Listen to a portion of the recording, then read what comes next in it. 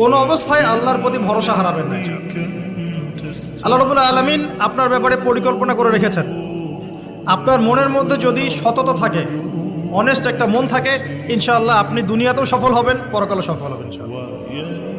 আপনি যদি সৎ হন, মনের থেকে যদি আপনি সৎ হন, আল্লাহর কাছে আপনি সৎ হন, সারা দুনিয়া মিলে আপনার কোনো ক্ষতি করতে পারবে না ইনশাআল্লাহ। আর আপনি যদি অসৎ হন, মনের মধ্যে অসততা থাকে, দুনিয়ার মানুষ বাহবা দিলেও একদিন ধরা খাবেন ইনশাআল্লাহ।